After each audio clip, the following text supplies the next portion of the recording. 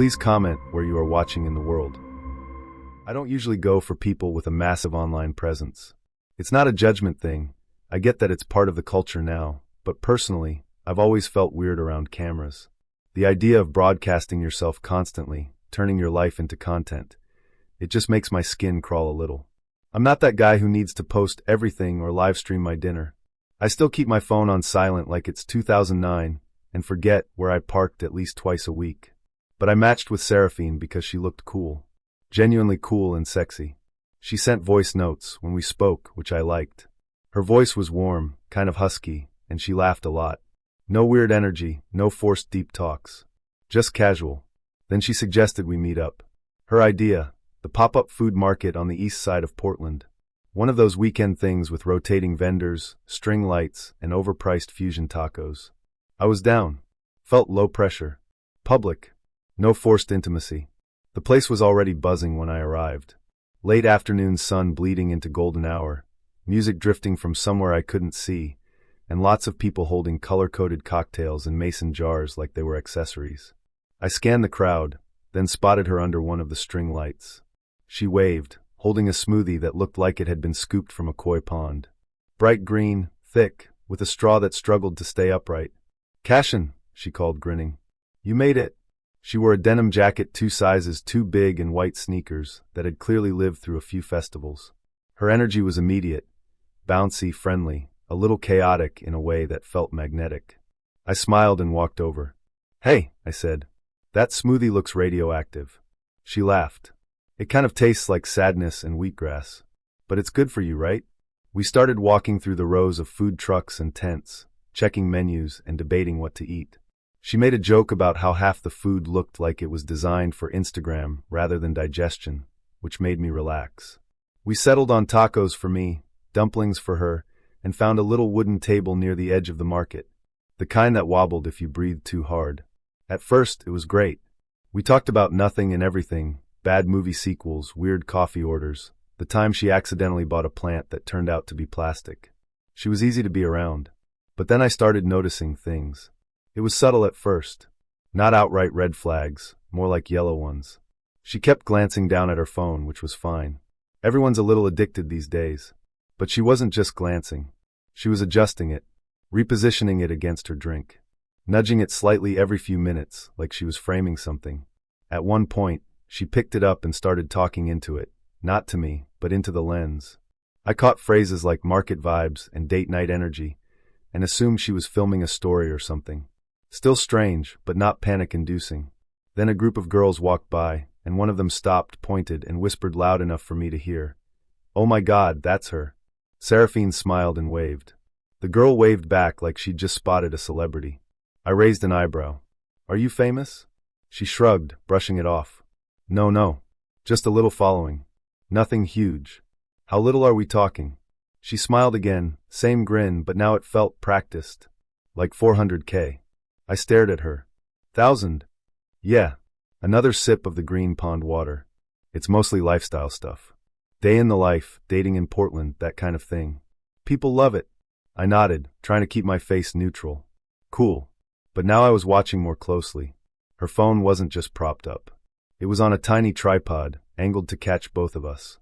I leaned back slightly to glance at the screen. And there it was. Little hearts floating up the side. Comments scrolling in real time. Things like "he's cute," and "does he know," and "OMG, this energy is everything." I felt the bottom drop out of my stomach. "You're live?" I asked. She didn't even flinch. Just smiled. "Yeah, but like super casual. I do this all the time. It's part of the format. My followers love seeing new people." I blinked. "You're live streaming this date? Right now?" "Yup. You didn't think to mention that?" She tilted her head. "Well, I didn't think it was a big deal. It's just part of what I do. If you don't have anything to hide, it shouldn't matter, right?"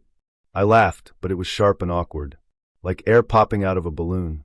"Seraphine," I said slowly. "There's a camera pointed at my face. Hundreds of people, maybe more, are watching me eat tacos and make small talk. And you didn't tell me." She frowned, not angry but confused.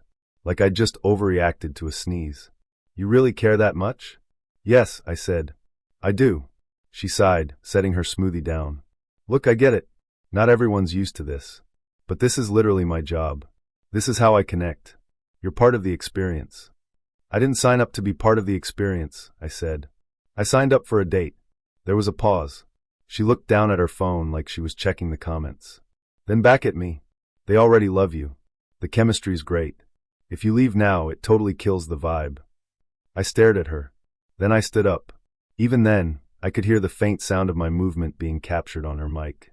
Could practically hear the comment section reacting. I didn't say anything else. Just walked away.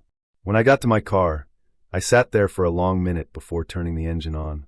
I kept thinking about everything I'd said, every joke I'd cracked, every expression I'd made. All of it content. All of it collected. I didn't even know who'd watched me. Or what they said. That night, I looked up her page. It was full of moments like this. Brunches, surprise meetups, candid reactions. All filmed. All tagged. All polished. I was just one more face in her feed. She messaged me later. Said it was her most engaged live yet. I didn't respond. Didn't block her either. Just left it there. Let the silence speak for itself. I should have known it was going to be a disaster the second Corwin suggested the gym for a first date. Like, yes, I work out. I try to stay in shape. But that doesn't mean I want to perform squats under fluorescent lights next to a guy I barely know, while he deadlifts like he's auditioning for a protein powder commercial. First dates are supposed to be light, flirty, maybe involve a latte and some bad jazz in the background, not sweat, grunting, and awkward mirror eye contact. But I said yes, because I was in a weird place. It had been a long month. I was ghosted by a dentist, accidentally liked a co-worker's wedding photo from 2016, and had a conversation with a guy who described himself as a free thinker who doesn't trust clouds. So when Corwin messaged me, and he actually seemed funny, I figured what the hell. He said he knew a great place. It's not a chain or anything, he texted. Real vibe. Raw. Underground. That should have been clue number 2. So I pulled on my best leggings, tied my hair up like I meant business, and drove across town to a warehouse-style gym tucked behind a vape shop and a donut place. It had one of those gritty names, something like Grind or Iron Flesh. The kind of place where people wear weighted vests to walk on treadmills. The windows were fogged up. I could already hear heavy bass echoing through the walls. I sat in my car for a minute, gripping my water bottle like it could protect me. I should have left. Truly. But instead, I took a breath and walked in. Corwin was already there, and the smell hit me before he even said hello. Imagine a gym sock soaked in vinegar. Now at a forgotten protein shake bottle that rolled under a car seat in July. That's what Corwin smelled like. A full-body funk that clung to the air like a curse. And he was smiling. All teeth. Like this was the best day of his life. Bryony, he yelled, way too loud for someone that close. You made it. He clapped a hand on my shoulder so hard I almost bit my tongue. He was wearing a sleeveless tank top that looked like it had been washed exclusively in Monster Energy drinks, and shorts that were simultaneously too tight and too long. On his feet, toe shoes. Bright orange. Like his toes were doing jazz hands. I tried not to flinch. Ready to get after it? He said, bouncing slightly on the balls of his feet. Sure, I lied. We started with cardio. He chose the treadmill next to mine, and immediately cranked the speed up to what I can only describe as escaping a zombie apocalypse. His arms flailed. Sweat sprayed. He pounded the belt like it owed him money. I jogged lightly, trying to pretend I didn't know him. People stared. One guy moved 2 machines down mid-run. I envied him. I like to start strong, Corwin shouted, turning toward me while still sprinting. Get the blood moving. I nodded, pretending I couldn't hear him over the music. After 5 minutes of cardio, for me, he probably ran 7 imaginary marathons. We moved to weights. That's when things really unraveled. Corwin loaded the barbell like he was training for the Olympic trials. No warm-up. No stretching. Just straight into a lift that made his spine curve like a shrimp cocktail. He grunted with every rep, loud, theatrical grunts that made people turn their heads and frown. I'm gonna need a video, he said between breaths, handing me his phone. Form check. Gotta keep the angles clean. So now I'm standing there, recording a sweaty man I just met online, while he deadlifts like his back was made of soggy spaghetti. Every few reps, he dropped the bar with a deafening crash that made me jump. The floor shook. A nearby trainer scowled. Earthquake drills, he said, laughing at his own joke. I did not laugh. Next, he insisted we do circuits. No breaks. just machine to machine like some kind of punishment loop. He never wiped anything down. I carried around those little paper towels from the dispensers, trying to be sneaky about wiping the pools of sweat he left behind like a shamed janitor. I asked if he had a towel. He said, "Nah, I like to feel the sweat. It's primal." I almost left right then. Then came the final straw. We stepped outside for a cool down, which, in Corwin's mind, meant circling the side of the building near the dumpsters. The air was stale. The sun was setting. And then, without warning, he hawked the loudest, wettest loogie I've ever heard and spat it onto the pavement 2 feet from my shoe. It actually splashed. He didn't apologize. Didn't even acknowledge it. Just kept talking about his macros and how sleep is the most anabolic supplement. I stopped listening. We sat on a metal bench. He was panting, fanning himself with a protein bar wrapper. I sat like a statue, breathing through my mouth. "You want to grab a smoothie?" he asked. "I have to let my dog out," I said. "I don't have a dog." I speed-walked to my car like I was being chased. Didn't even look back. Just straight to the driver's seat, door locked before I sat down. The smell followed me. Not literally, I hoped, but in my memory. It clung there like smoke after a bonfire.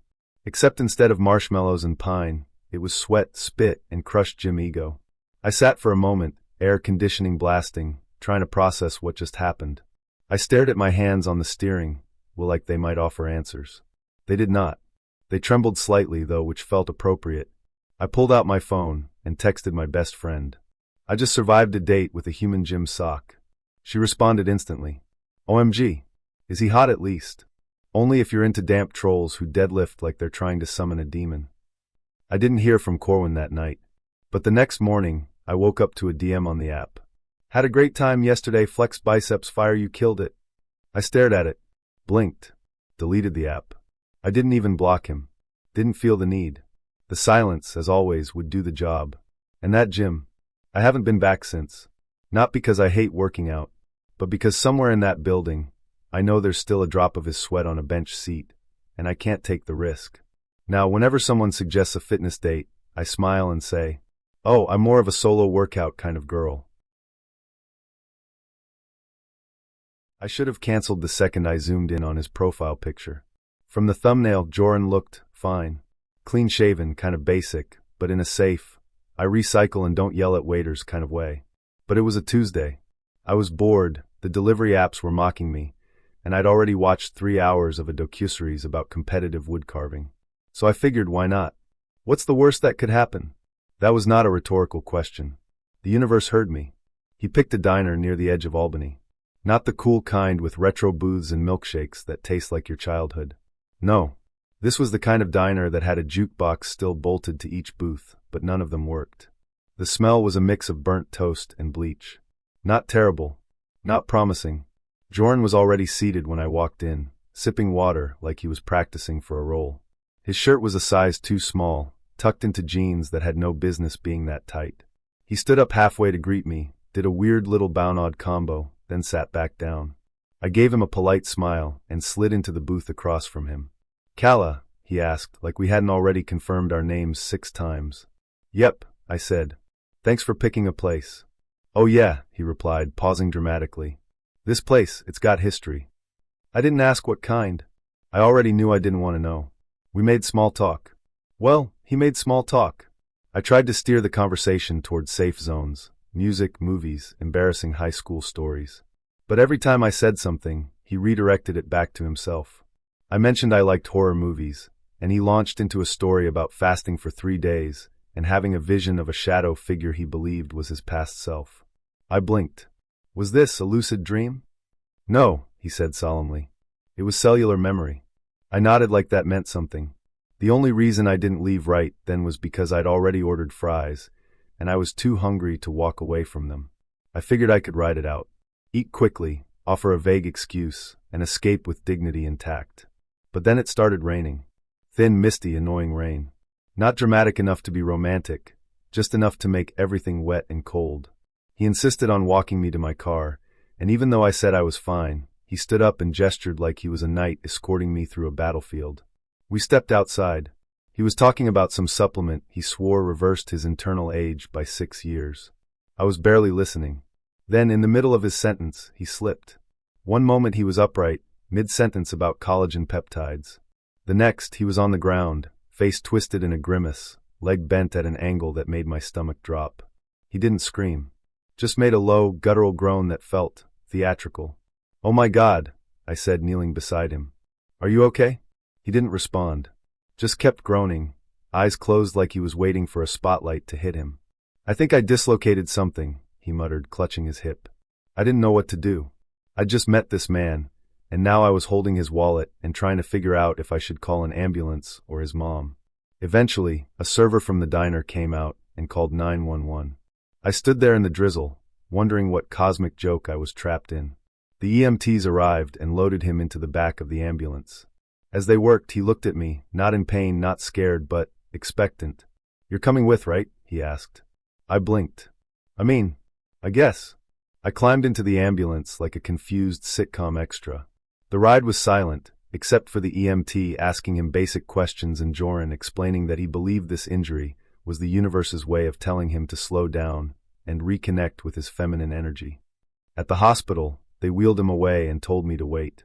I sat in a freezing waiting room with cheap tile floors and chairs that seemed designed to discourage relaxation. For an hour, I sat there, holding his wallet and trying to guess what I'd done in a past life to deserve this.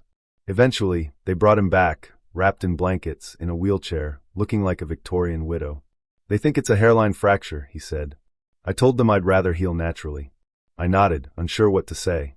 Then he looked at me, dead serious, and said, "Do you think you could help cover part of the bill?" I laughed. Just a short, confused laugh that slipped out before I could stop it. He didn't join in. He said, "if I hadn't come to meet you, this wouldn't have happened." I stared. "You're blaming me? For gravity?" He tilted his head. "Not blaming. Just inviting you to invest in the journey." I stood. "Yeah, no. I think the journey ends here." He frowned. "People don't value connection anymore. People don't usually charge their dates for medical bills either." He pulled a folded piece of paper from his wallet and handed it to me. It was his Venmo info, written in cursive, on scented stationery. I left, blocked him on the app, deleted the messages, told my friends, and they laughed so hard one of them choked on a pretzel. And because the universe has a cruel sense of humor, he found me again. Through Facebook. Sent me a message that read, "The universe tested you. You failed. I dreamed of you holding my hand in a white room. You chose to turn away." I blocked him there too. I wasn't even supposed to go out that night. My plan was to stay in, demolish a plate of overpriced chicken wings, and let some dumb show lull me into that sweet, sleepy haze where you forget you're lonely. But I'd been chatting with Tashira online all week, and she had this energy that made you feel like you were already in on the joke. She sent memes like they were love letters and laughed at her own voice notes. It was easy, casual, like we were already friends, with just enough flirt under the surface to keep things interesting. She suggested bowling. Random, borderline middle school, but I was into it. Not loud like a bar, not stiff like a coffee shop. Plus, built-in breaks between turns? That's date design genius. The alley she picked was just off the highway, and somehow hadn't changed since 1998. Fluorescent buzz. Scuffed floors. Snack bar smell that was 80% nacho cheese and 20% mystery. I loved it immediately. Tash was already at the counter when I got there. She was shorter than I expected, all curly hair and attitude, hoodie tied around her waist, chewing gum like she had unfinished business with it. She gave me a playful shove instead of a hug and said, "Hope you're not one of those people who takes bowling seriously." "I only take 3 things seriously," I replied. "Parking mozzarella sticks and not dying in public." She laughed. We got our shoes, picked a lane, and got started. And honestly, it was fun. She was competitive in a loud, dramatic way. Every time she hit any pins, she'd cheer like she'd just won an Olympic event. If she missed, she'd groan and collapse into a seat like she'd been personally betrayed by gravity. By the 3rd frame, we had a rhythm. I wasn't thinking soulmates or anything, but I definitely thought, yeah, I'd see her again. Then came the incident. She was up next, grabbed her ball, and did her usual little hop step toward the lane. I was halfway watching her, halfway scrolling on my phone when she threw it, gutter. She turned back toward me, laughing, and then froze. Her face changed. Not panic exactly, more like shock. Her eyes dropped to the floor behind her. I looked too. There it was. A tampon. Unwrapped. Unsealed. Just there, sitting on the polished lane like it had been placed by a ghost with a cruel sense of humor. She moved fast, like ninja fast, scooping it up with a napkin and walking past me toward the bathroom without saying a word. I sat there, stunned. My brain tried to rationalize it. Maybe it fell out of her bag. Maybe it wasn't even hers. Maybe I was hallucinating. But the look on her face said otherwise. I watched the little console where you type in your name, pretending it had answers. It did not. She was gone for maybe 10 minutes. Could have been 5. Felt like an hour. When she came back, she wasn't the same. She sat down slowly, didn't look at me, just stared ahead like someone trying to astral project to another dimension. "You okay?" I asked gently. She nodded. "Yeah, just ready to call it. I think my body's staging a protest." I offered to walk her to her car. She politely declined, said she'd be fine. Then she gave me a look, like she was deciding whether to disappear entirely or just apologize for existing. She left fast. Not quite running, but definitely not strolling. I sat there, bowled one more frame out of sheer awkward momentum, and tried to wrap my head around what just happened. The thing is, I wasn't grossed out. Embarrassed for her, sure, but not disgusted. It was just such a human moment, raw and real in a way most dates never are. She messaged me the next day. Said she was sorry. Said she didn't even know how it happened. That she'd checked, thought everything was in place, and maybe it shifted or wasn't set right. Her words, not mine. I told her it was okay. That it sucked, but it didn't change what I thought of her. She replied, "Appreciate you, but I can't look you in the eye without reliving it." And that was that. We never saw each other again. Now, every time I walk past that old bowling alley, I think about how fast normal can unravel. You can plan the jokes, the outfit under the outfit, and life will still hand you a curveball. Or in this case, a rogue tampon on lane 6. And yeah, I still have the shoes from that night. Forgot to return them. They sit in my closet like a weird little souvenir from the most human date I've ever had. We matched on an app, one only kept installed out of boredom. He didn't launch into weird voice notes or ask me my birth time within the first 5 minutes. We talked for about a week, mostly jokes, some light flirting, and one truly unhinged debate about whether cereal is a soup. So when he asked if I wanted to grab a bite after work one Friday, I said yes. He suggested we meet at his place first, and then head to a nearby restaurant. I hesitated for a second. I don't usually go to a guy's house on date 1, but he seemed trustworthy enough, and I figured we'd just Uber from there. Plus, it was in a quiet part of Des Moines, not some sketchy alley. I pulled up to his house just as the sun started to set. It was a clean-cut 2-story tucked into one of those neighborhoods where all the houses look like they were built at the same time by a committee that only approved beige. Marcellus was already standing in the driveway, waving like he was spotting someone at the airport. That should have been my first red flag. No one is that excited to see someone they've only texted about pizza and cereal. I got out of my car, did a quick mirror check, smoothed my hair, and walked up. "Hey, Aloan," he said, smiling wide. "Come on in." He stepped aside, and I barely had both feet inside when I realized something was off. Shoes. Everywhere. Not just 1 or 2 pairs, dozens. Sneakers, sandals, boots, baby shoes, house slippers. The entryway looked like a Foot Locker exploded. I blinked, confused, and that's when I heard the voices. Laughter. Talking. Dishes clinking. A burst of yelling followed by giggling. I looked at him. Is something going on?" He grinned like this was the best part. "Oh yeah, forgot to mention, my family's over. Like all of them. It's kind of a thing. Don't worry, they're super chill."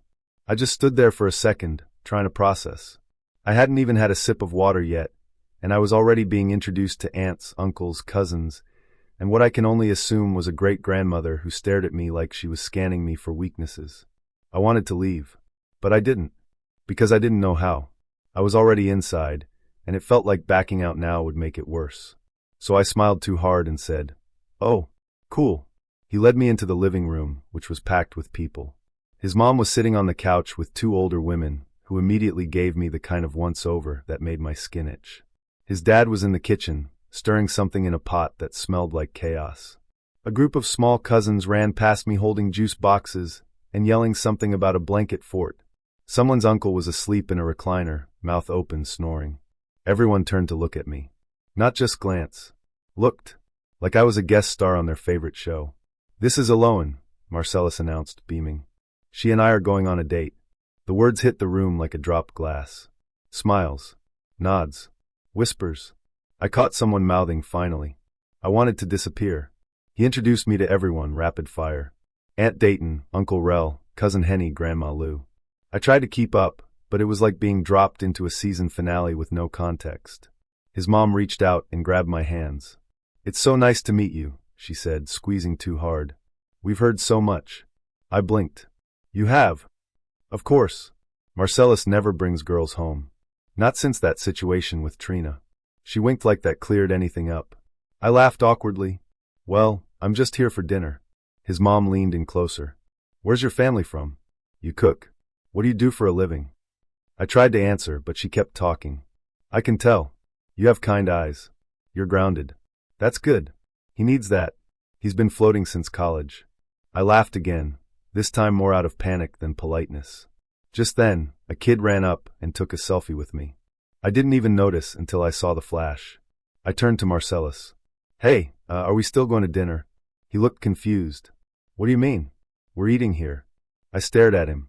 "You said we were going out." "Well, yeah, but then my mom made stew and everyone's here, so figured you wouldn't mind." I did mind. I minded very much. But I also didn't know how to exit a house full of people who had already started calling me Marcellus girl. He handed me a plate, completely full, no input from me. "You're gonna love this. My mom's stew is legendary." I sat stiffly at the dining table while his relatives made small talk around me. I barely touched the food. My stomach was in knots. Every time I looked up, someone was watching me. And then his grandmother leaned in and said softly, "Do you believe in fate?" I smiled weakly. "Sometimes?" She nodded like that was all she needed to know. "He's been waiting for someone like you." That's when I stood up. "I think I need to go," I said, keeping my voice polite. Marcellus blinked. "Wait, what? Did something happen?" "No," I said. "But also yes." He stood too. "I can walk you out." Outside, he looked genuinely confused. "Did I do something wrong?" I hesitated. "You brought me into the middle of a family reunion, on a first date. You never asked if I'd be okay with that." He looked sheepish. "I just thought it'd be fun. They'd get to meet you, and you'd see the real me."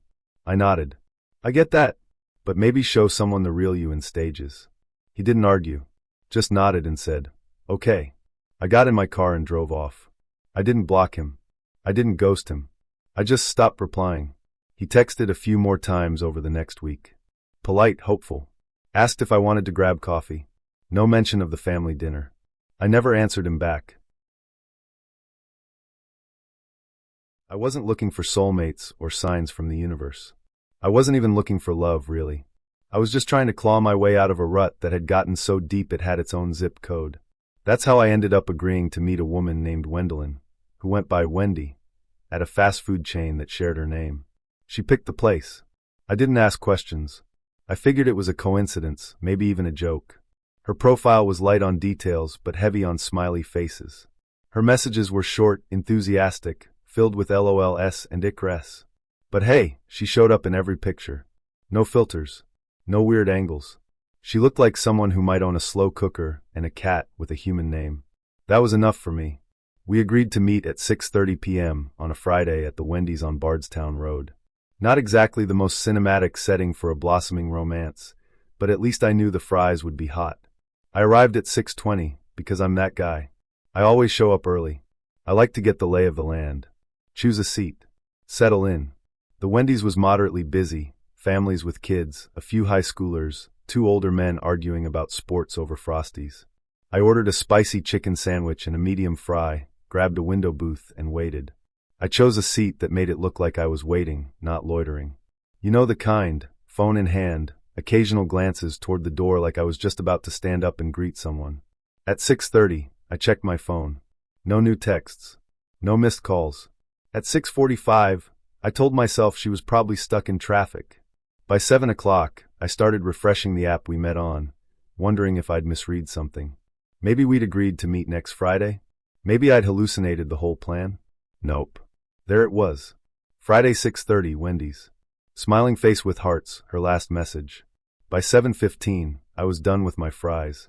I'd eaten them slowly, one at a time, like they were part of a ritual I didn't fully understand. I hadn't touched my drink. The condensation had pooled around the bottom of the cup, like a little halo of defeat. I tried texting her once. Hey, just checking in. Are you still planning to come? No response. I called. Straight to voicemail. The guy 2 booths over gave me a sympathetic look. The kind people give when they think they're watching the saddest man in Kentucky. I wanted to tell him I wasn't sad. Just suspended. Somewhere between disbelief and shame. At 7:40, I gave up pretending. I threw away my tray, washed my hands in the slightly sticky bathroom, and sat in my car with the engine off, staring at the windshield like it owed me an explanation. I don't know what I expected. A text with a wild excuse? A car pulling into the lot with her jumping out, apologizing profusely? Maybe even a sorry, I changed my mind message? But nothing came. And that's the part that sticks with you, the nothing. Not the embarrassment. Not the wasted evening. Not even the weirdly stale bun on my sandwich. It's the silence. The way a person can just vanish from a plan you both agreed to like they were never real. I know. It's not that deep. But when you're sitting in a fast food parking lot on a Friday night, watching other people come and go, laughing, carrying takeout bags, living lives you're not a part of, it starts to feel like maybe it is. Later that night, I checked her profile again. Still active. Still posting. No mention of me. No response to my message. I didn't block her. Didn't unmatch. I left it there like a monument to bad luck. She unmatched me 3 days later. Quietly. No message. Just gone. I should have known she was rich the moment I saw her last name. Carrington Dupree. That kind of name doesn't belong to people with normal jobs or student loans. But I didn't think about that when we matched. We messaged for a few days. She was witty, used semicolons, and didn't flinch when I admitted I'd never been to Europe. She laughed at my jokes and recommended a short story collection that I actually liked. So when she suggested we meet for dinner, I said yes without hesitation. She picked the restaurant. A place called Le Petal, which I immediately Googled and then regretted Googling. White tablecloths, no visible prices on the online menu, and a dress code that included the words evening elegance. I considered canceling. I'd never even eaten at a place with valet parking, let alone one where the chairs had names. But I figured, it's just dinner. I can fake fancy for 2 hours. Spoiler, I could not. I arrived 10 minutes early, wearing the nicest thing I owned. A charcoal blazer from college, black jeans that passed as business casual if you didn't look too hard, and shoes I'd cleaned with a toothbrush that morning. The host looked me up and down like I'd just asked to borrow a charger. "Mr. Callan?" he asked, already skeptical. "That's me," I said. "Ms. Carrington Dupree is waiting at the bar." Of course she was. I followed him past tables that looked like museum installations. Each one had an orchid centerpiece and at least one person with a Rolex. I felt like a tourist in a billionaire's terrarium. Then I saw her. Evie. She was perched on a velvet barstool, sipping something pale and glowing from a glass shaped like a tulip.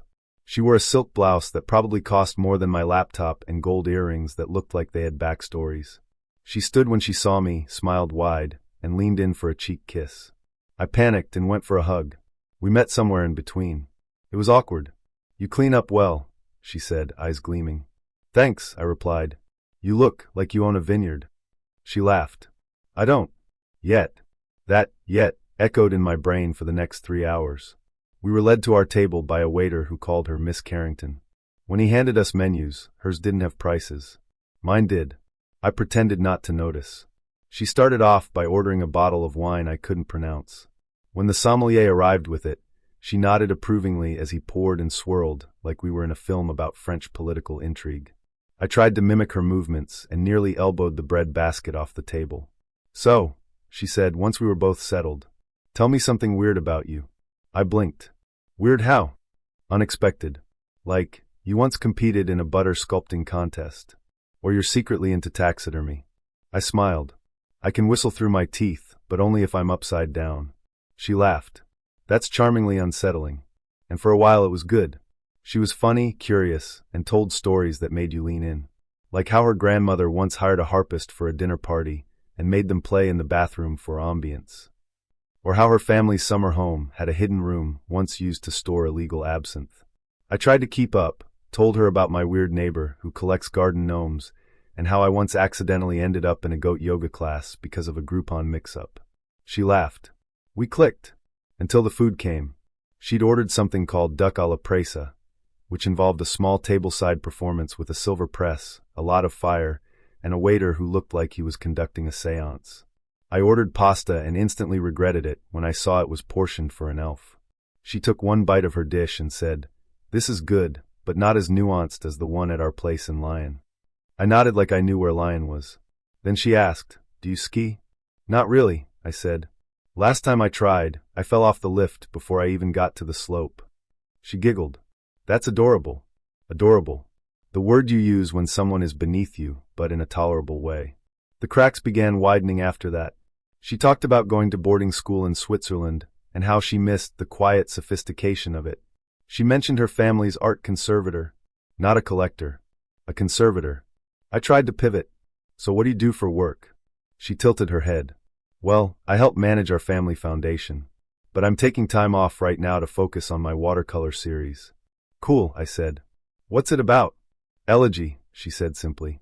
"The fading of inherited memory." I nodded like that meant something. I told her I worked in marketing for a small regional grocery chain. Not glamorous, but stable. She smiled politely, then changed the subject. We finished our meal. She ordered dessert, some deconstructed lavender creme brulee that looked like a science experiment. I declined. My wallet was already preparing for impact. When the check came, I instinctively reached for my card. She stopped me. No. You're sweet, but this is on me." I hesitated. "Are you sure?" She nodded. "It's just dinner." The way she said it, just dinner, made my stomach twist. Like it was a casual favor. A line item in her spreadsheet of weekly philanthropy. Outside, the air was sharp and cold. She turned to me, smiled that perfect, practiced smile, and said, "You're lovely." "Really? But I don't think we're aligned." I nodded. "Yeah, I kind of figured." She stepped forward, kissed me lightly on the cheek, and whispered, "Thank you for being honest." I wasn't sure what I'd been honest about. She turned and walked away, into the back seat of a black car that had been idling with the engine running. I stood there for a moment, staring at the taillights as they disappeared into the night. Then I walked to the parking garage where I'd left my car, where the meter had just ticked into overtime. Later that night, I got a text from her. "You have a good heart. Don't let the wrong people make you question it." It was kind. It was also the emotional equivalent of a tip left in Monopoly money. I didn't reply, but I did Google Duck a la Presa, out of curiosity. It costs more than my monthly rent. The Candlelight Cafe wasn't a place I'd ever heard of before she suggested it. No website, no social media presence.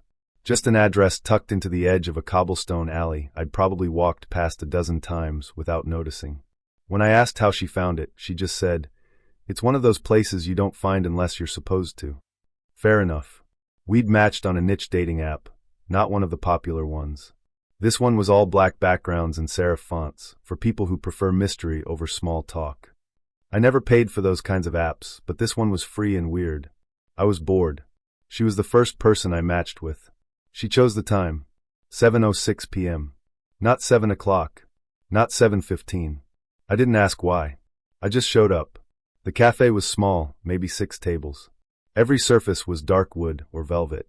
No overhead lighting, just candles. Dozens of them. Thick ones, thin ones, some dripping wax into antique saucers. The air smelled like cinnamon and something floral I couldn't identify. There was no music, no buzzing, just quiet. Ellie looked up when I entered and smiled softly. "Clay," she said. "You came.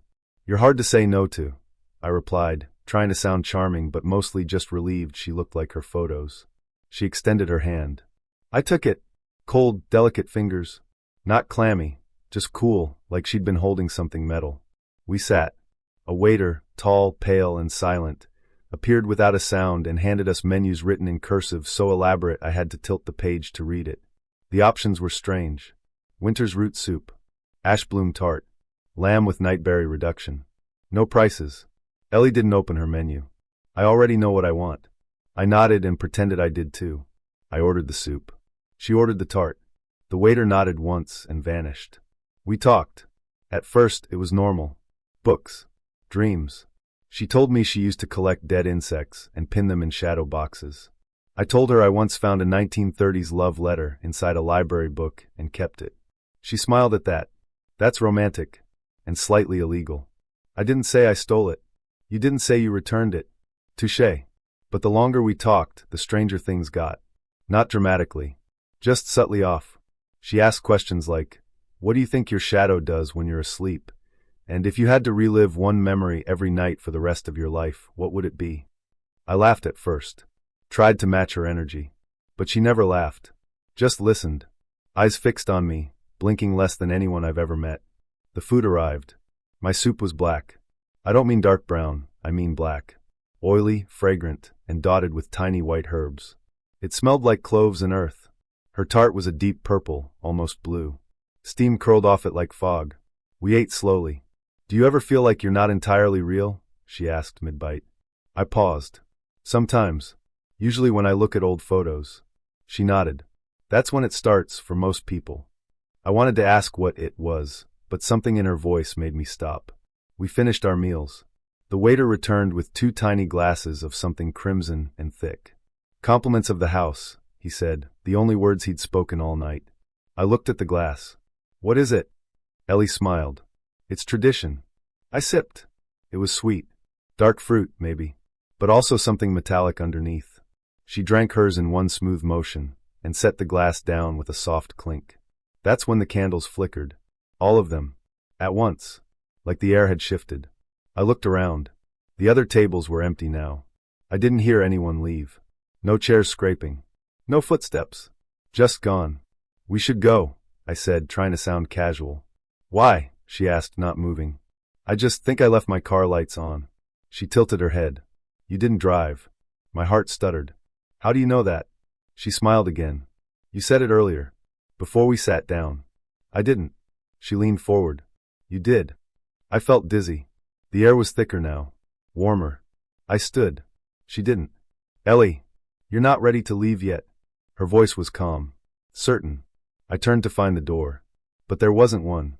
Just a wall of candles. Hundreds of them. I turned back to her. What is this? She stood now too. I just wanted to see if you'd come. Why? Because not everyone does. I backed away. My legs felt heavy, like the air had grown hands and was holding me in place. She stepped forward. You said you wanted something different. Something real. This isn't real, I whispered. She smiled gently. It is now. And then, nothing. Just black. Like someone turned off the world. I woke up in my own bed. Sunlight. Sheets. Phone buzzing. A text from an unknown number. Thanks for dinner. You almost made it. Try again sometime. E. I sat up. Checked my wallet. My coat. My phone history. No charges. No photos. No cafe address. I walked the alley. Nothing was there. Still isn't. But at night sometimes I dream of candles. And I wake up with the taste of night berries on my tongue. I've been to some weird dinners in my life. Once, I went on a triple date where everyone got food poisoning from a fondue fountain. Another time, I accidentally ended up at a raw vegan potluck where someone passed around fermented cactus water and cried while describing its gut wisdom. But nothing, prepared me for dinner at Jessalyn's house. We met on an app, of course. She was funny, if a little intense. Lots of jokes about bones. She used phrases like gut deep and flesh memory, which I chose not to overthink. I liked that she was different. She invited me over for dinner. Said she'd cook something personal and unforgettable. I should have taken that literally. Her house was about 15 minutes outside Baton Rouge proper, tucked between cypress trees and half hidden by kudzu. It looked like it had been built by someone who had only seen houses in dreams, slanted porch steps, crooked shutters, and wind chimes made from silverware. I parked on a patch of gravel that may once have been a driveway and walked to the front door, which was painted black and had a small wreath made of dried herbs and tiny animal bones. She opened the door before I knocked. Milo, she said, like she'd known me for years. You came. She wore a long linen dress and was barefoot, her toenails painted a pale green. Her hair was loose and wild, and she smelled like sage and citrus. She smiled, wide and unblinking. Come in, she said. Dinner's almost ready. Inside, the house was warm, too warm. Candlelight flickered from every surface. Dozens of them, in jars and teacups and strange little bowls carved from wood. The air was thick with spice and wax. The first thing I noticed, besides the heat, was the frogs. Not live ones. Not hopping around. Taxidermy. Frogs posed in tiny scenes. One was dressed as a jester, sitting on a miniature throne. Another wore a lace bonnet and held a thimble-sized cup of tea. They were everywhere, on shelves, windowsills, even hanging from the chandelier. I stared too long. "You like them?" she asked, walking toward the kitchen. "They're all mine. Caught and cured and dressed with love." I nodded slowly. "They're detailed." She laughed. "I don't believe in wasting what the swamp gives." I followed her to the dining room, which was dominated by a long wooden table covered in mismatched plates and more candles. A large centerpiece of dried flowers and feathers sat in the middle. She gestured for me to sit. "I hope you're not picky," she said, disappearing into the kitchen. "I'm not," I lied. She returned with a tray. On it, 2 plates of frog legs, arranged like flower petals, glazed in something dark and shiny. On the side, a salad of what looked like dandelion greens and shaved radish. She set 1 plate in front of me and sat across from me, folding her hands under her chin. "I caught them this morning," she said. I froze. "The frogs?" "Of course. Had to get them before the heat set in. They're sweeter when they're sleepy." I nodded like that was a normal sentence. She picked up a leg with her fingers and took a bite, licking the glaze from her lips. I followed suit. It was surprisingly good. Tender, garlicky, with a hint of smoke. "Wow," I said. "This is actually great." She beamed. "See? The swamp provides." We ate in near silence, save for the occasional crackle of candle wax and the distant sound of cicadas outside. Then she brought out the drink. A small bottle, unlabeled, filled with a dark amber liquid. She poured it into tiny goblets shaped like tulips. "This," she said, "is my tincture. Family recipe. We drink it after the frogs. It clears the mind." "What's in it?" She winked. Clarity. Not wanting to offend her, or the spirits, if they were watching, I took a sip. It tasted like honey, clove, and something sharp. Almost electric. My tongue tingled. Jessalyn closed her eyes and whispered something I didn't catch. Then she opened them and looked at me with a seriousness that made my skin prickle. "Tell me a secret," she said. I blinked. "What?" "It's part of the ritual. You eat the frog. You drink the tincture. Then you speak truth." I laughed nervously. "I don't think I know any secrets." She smiled. "Everyone does." I hesitated. Then, because the night had already gone off the rails, I said, "I once pretended to like a book a girl gave me just so she'd sleep with me." She nodded solemnly. "A lie for desire. Common currency." "What about you?" I asked. She leaned in. "I buried a man's wallet in the swamp once. He said something cruel, and I wanted the mud to remember him." I couldn't tell if she was joking. That's when the room started to spin. Not violently, just enough to make me feel like the walls were breathing. I blinked. "What was in that tincture?" She stood. "You should lie down." "I'm good," I said, gripping the edge of the table. Her face softened. "Don't worry. It's just the root. It slows things down. Makes the moment last." I tried to stand. My knees buckled. She caught me, surprisingly strong. "The guest room is ready." I don't remember walking there. Just the feeling of cool sheets, flickering candlelight, and the sound of frogs croaking outside. I woke up at dawn. Alone, fully clothed, in a small room with lace curtains and a picture of a rabbit playing a violin on the wall. My head pounded. I walked into the hallway. The candles were gone. So were the frogs. The table was bare, and the front door was open. She was sitting on the porch, sipping something from a mason jar. "Morning," she said. "What happened?" "You rested." "Did I pass out?" She shrugged. "You relaxed. Most people don't." I stared at her. "Did you drug me?" She tilted her head. "Only a little. You needed it." I didn't know what to say. She stood. "You can go now. The cycle's complete." "What cycle?" She smiled. "Don't worry. You won't remember clearly." She was right. By the time I drove back into town, the details were already fading, like a dream you try to hold on to but can't. I met Demi on an app my cousin forced me to download. He said it was different from the others because you could see a short video of the person before matching, not just pictures. "Less catfish," he said. "More real vibes." Whatever that means. I was bored, alone on a Friday night, and had just eaten a frozen burrito that was somehow both soggy and sharp. So I downloaded the app, swiped through a few painfully staged clips, and then landed on her. Demi. She was wearing a massive pink wig and spinning in slow motion while sparkles fell over her like she was in a budget anime intro. A glitter filter made her eyes shimmer unnaturally, and she ended her video with a wink and a peace sign. I thought it was a joke. Maybe she was trolling the app, trying to get clicks or doing some viral thing. But I swiped right anyway. Maybe it was boredom. Maybe it was the way she smiled under all the glitter. Or maybe I just wanted to believe someone that weird would be interesting. We matched. Her messages came fast. Lots of emojis. Lots of Naya and tilde symbols. She kept calling me senpai and said things like rar xd unironically. I told myself she was being ironic. I told myself she was messing with me. She wasn't. She asked if I wanted to hang out Saturday night. Said she knew a super aesthetic place. I agreed. She sent me the address.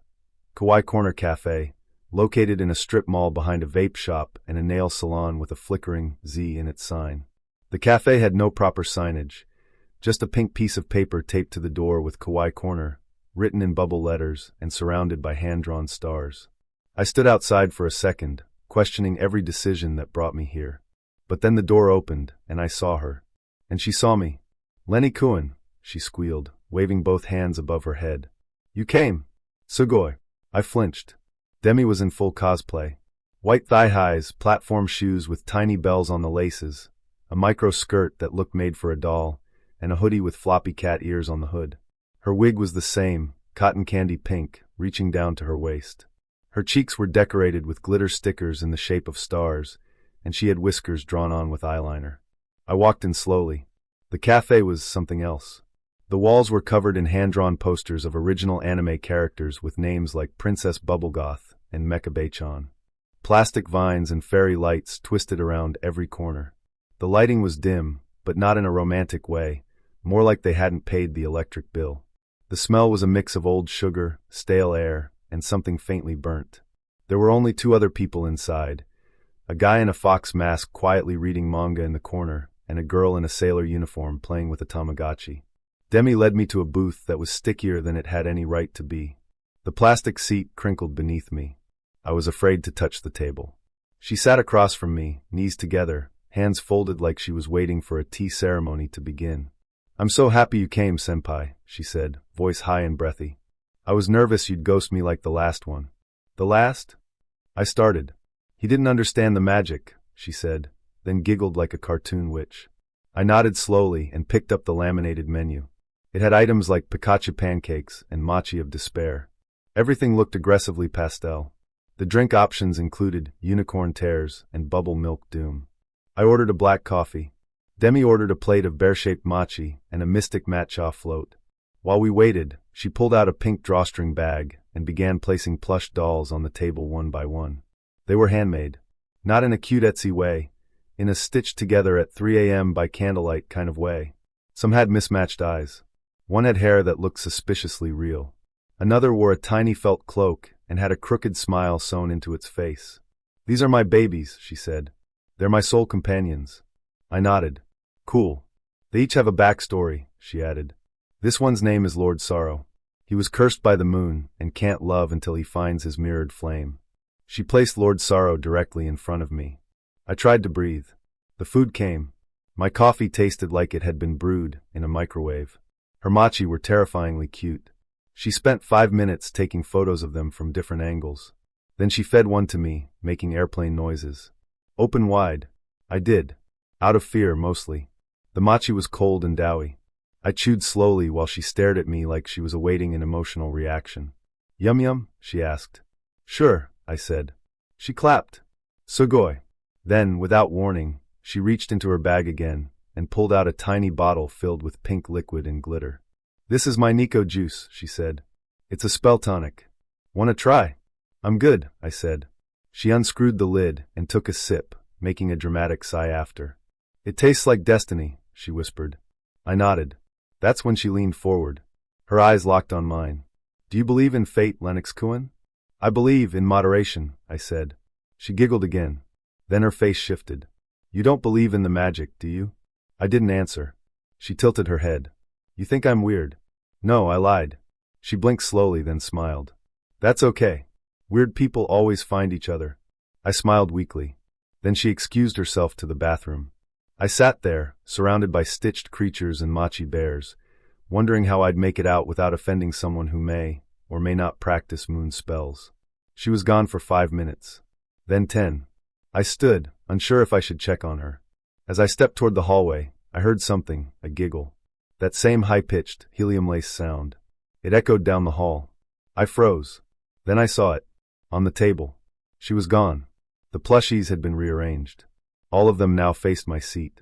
In the center of the table was a folded napkin with a heart drawn on it. Inside the heart, in pink ink. Found you. I didn't wait. I left the cafe. Fast. I got in my car, locked the doors, and didn't look back.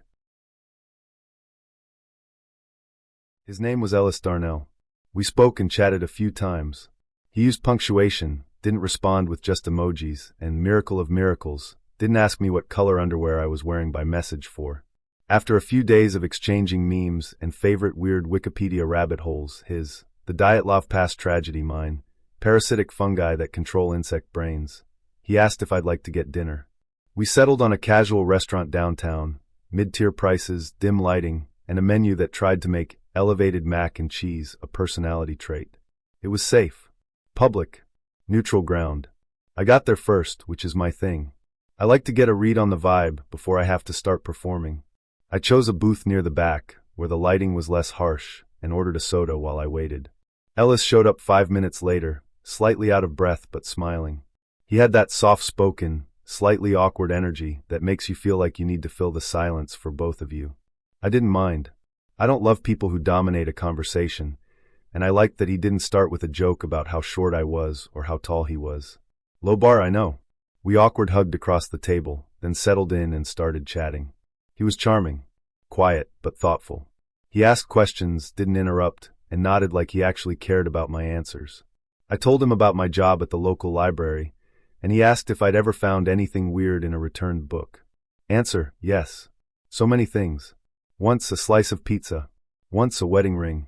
Once a note that just said, he knows. He laughed at the right parts. The conversation flowed.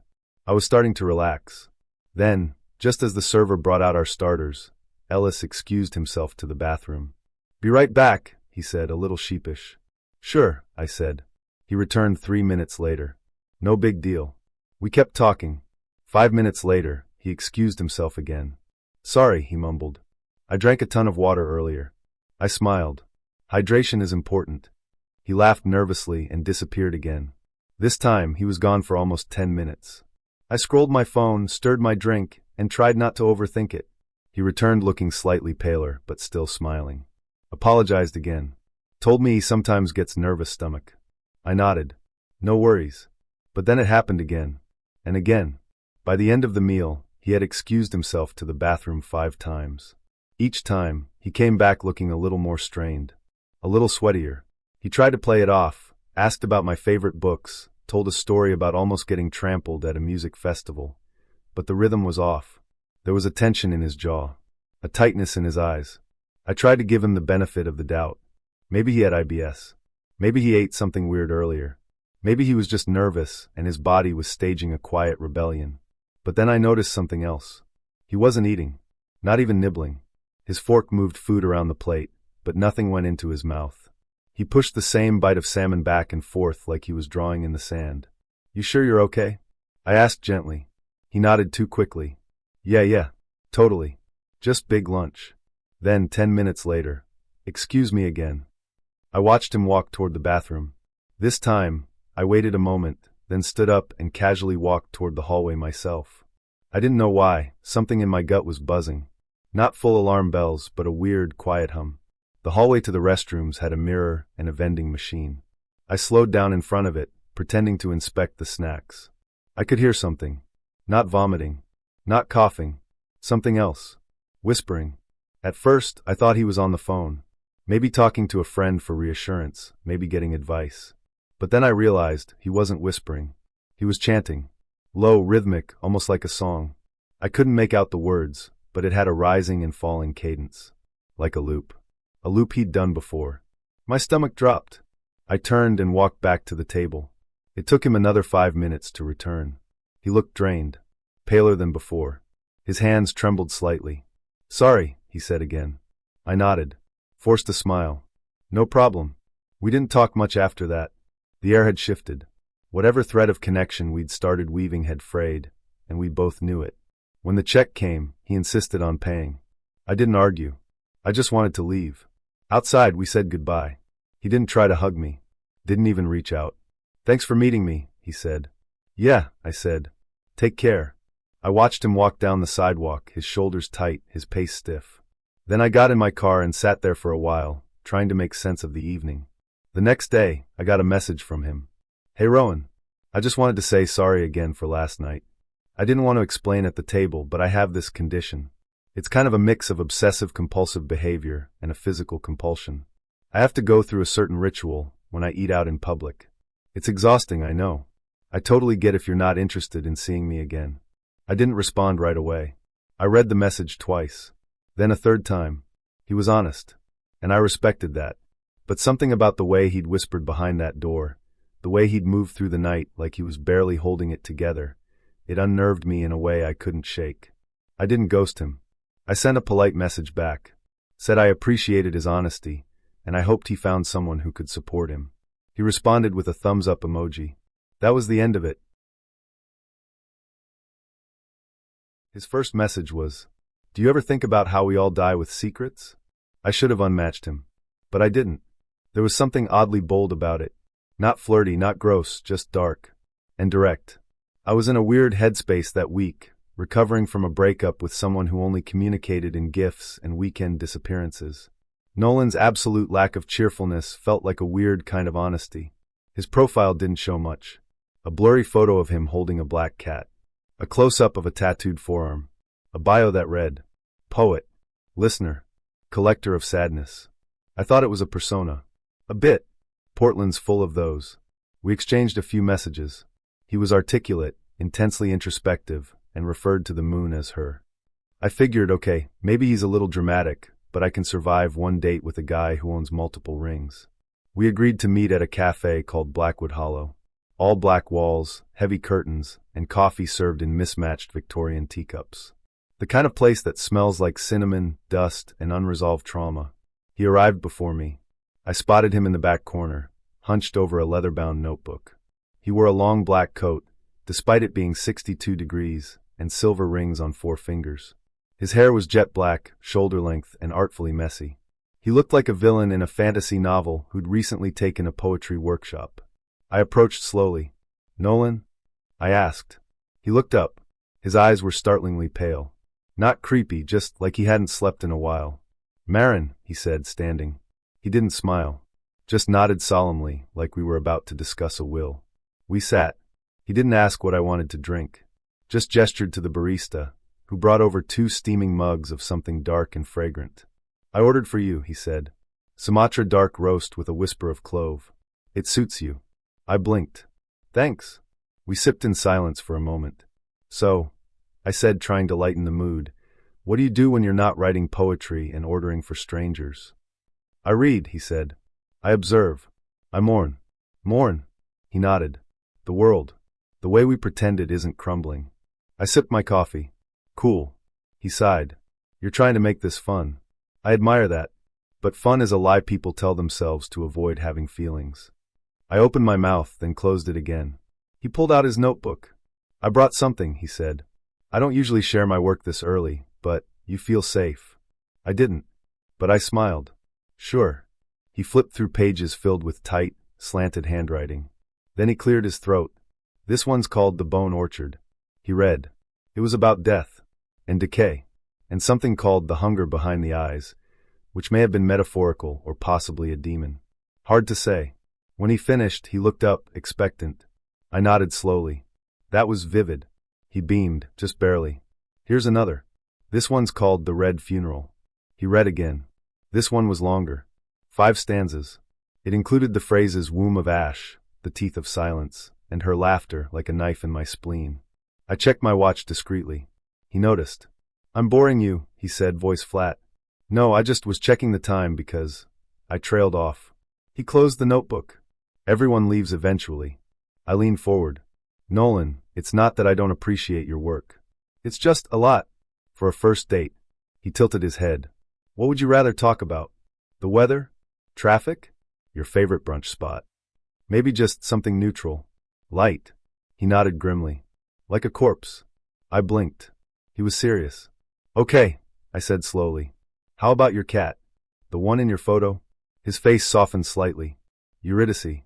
She died last month. I sipped my coffee. I'm sorry. She choked on a moth. I coughed. What? It was symbolic, he whispered. I stared at him. He pulled a small velvet pouch from his coat pocket. I sometimes carry her claw, he said. I stood up. I think I'm going to head out, I said. He looked up, mournful. Already? I'm just not in the right headspace for this kind of intensity. He nodded, slowly placing the pouch back in his pocket. I understand, he said. We were born under different moons. I tossed a 5 on the table. As I walked away, he called out, If you change your mind, I'll be at the cemetery near 82nd and Stark on Sunday, reading by the mausoleums. I didn't look back. He messaged me later that night. The poem I wrote about you is called The One Who Fled the Hollow. I hope you find peace. I didn't respond, but I did check the cemetery once, just to see. He was there, reading to no one. I've had bad dates before. I've been stood up. I've had someone cry during appetizers. Once, a woman asked if I'd be willing to get a matching tattoo with her if things went well. But none of that prepared me for Miranda and her ex-boyfriend, who was already sitting in the booth when I arrived. Let me explain. We matched on an app called Greenlight, a supposedly more authentic dating experience where you rate people based on their conversation quality, not just their photos. Miranda was one of the first people I actually looked forward to talking with. Her messages were smart, occasionally sarcastic, and refreshingly typo-free. She worked in interior design, loved old movies, and claimed she made the best carbonara on the eastern seaboard. We texted for a week.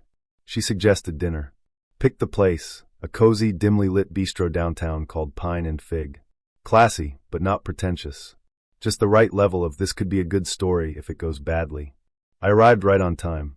I saw her immediately, blonde bob, black turtleneck, gold hoops. She looked exactly like her pictures, which was already a win. She was seated in a booth toward the back, near the window. But it wasn't until I got closer that I saw him. Sitting right next to her. A man. Tall. Broad-shouldered. Wearing a denim jacket over a black tee. Hands folded in front of him, like he was waiting to be deposed. I paused. Considered turning around. Miranda saw me and waved. Julian. Hey. I forced a smile and walked over. Hey. Miranda. She stood and hugged me. Quick. Polite. She gestured toward the booth. This is Cole, she said. My ex.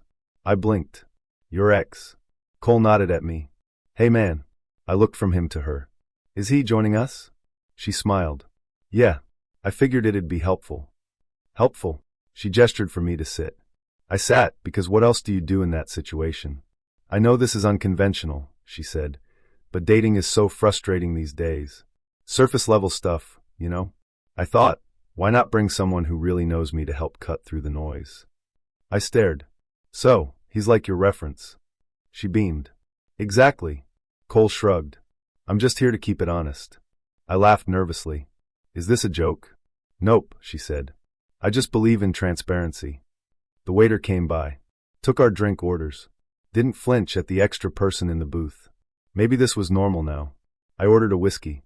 Miranda got a glass of red. Cole ordered an Arnold Palmer with extra lemon. The conversation began. So, Julian, Miranda said, resting her chin on her hand. What are your intentions? I blinked. My intentions? Cole leaned forward. She means long-term or short-term. You looking for a hookup or a wife? I nearly choked on my water.